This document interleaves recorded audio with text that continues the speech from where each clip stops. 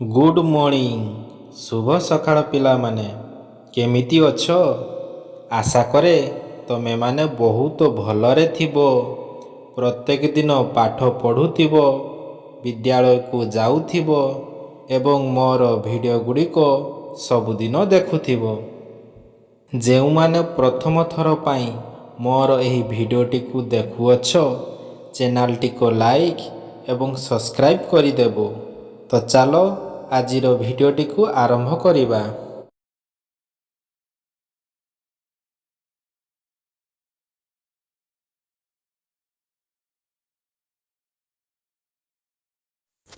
କାର୍ଯ୍ୟ ଫର୍ଦ୍ଦ 1, ପାଠ ସଂଖ୍ୟା 14, ଐକିକ ଧାରା। 1 ନମ୍ବର, ଠିକ୍ ଉତ୍ତରଟିରେ ଗୋଲ ବୁଲାଅ। କ, ଗୋଟିଏ କଲମର ଦାମ 12 ଟଙ୍କା। ସେହିଭଳି 20ଟି କଲମର ଦାମ କେତେ? ଏ 120 ଟଙ୍କା, ବି 240 ଟଙ୍କା, ସି 8 ଟଙ୍କା, ଡି କୌଣସିଟି ନୁହେଁ। ଏହାର ଉତ୍ତର ହେବ ବି 240 ଟଙ୍କା।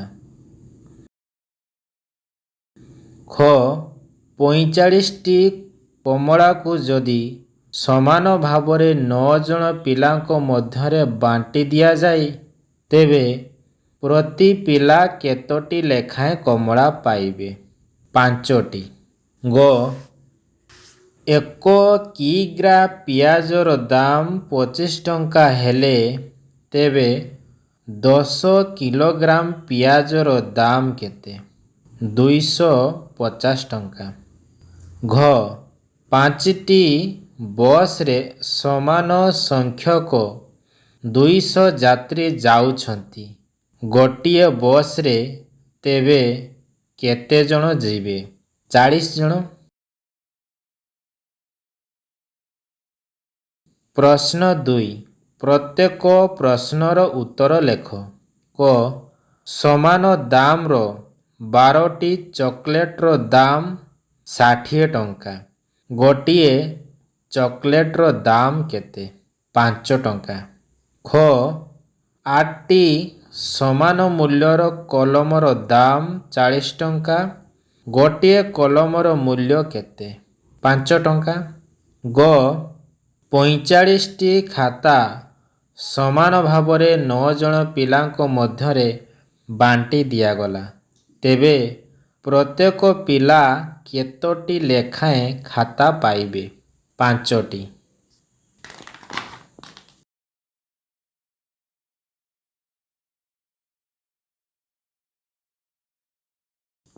ଆକଳନ ଫର୍ଦ୍ଦ 1 ନମ୍ବର, ଶୂନ୍ୟ ସ୍ଥାନ ପୂରଣ କର। କ, 2 ଗୁଣନ 300 ସମାନ 600। ଖ, 6 ଗୁଣନ 25 ଗୁଣନ 2 ଗୁଣନ 0 ସମାନ 0। ଗ, 35 ଗୁଣନ 100 ସମାନ 3400। ଘ, 75 ଗୁଣନ 3 ସମାନ 3 ଗୁଣନ 75।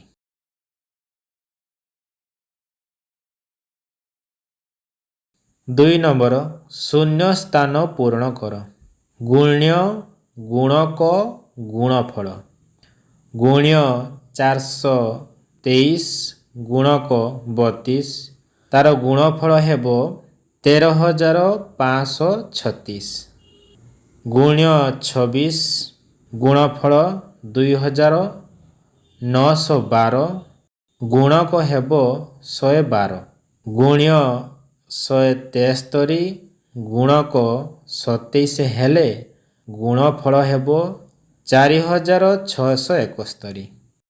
ଗୁଣ୍ୟ 16, ଗୁଣଫଳ 3456 ହେଲେ ଗୁଣକ ହେବ 216। ଗୁଣକ 42, ଗୁଣଫଳ 5166 ହେଲେ ତାର ଗୁଣ୍ୟ ହେବ 123।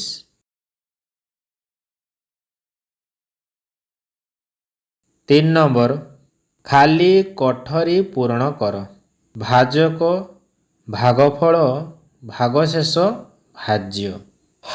ଭାଜକ 23, ଭାଗଫଳ 255 ଭାଗଶେଷ 2 ଭାଜ୍ୟ 5867। ଭାଜକ 49 ଭାଗଫଳ 52 ଭାଗଶେଷ 2 ଭାଜ୍ୟ 2550। ଭାଜକ 141 ଭାଗଫଳ 43 ଭାଗଶେଷ 7 ଭାଜ୍ୟ 6070। ଭାଜକ 48 ଭାଗଫଳ 152 ଭାଗଶେଷ 3 ଭାଜ୍ୟ 7299। ଭାଜକ 75 ଭାଗଫଳ 62 ଭାଗଶେଷ 5 ଭାଜ୍ୟ 4655।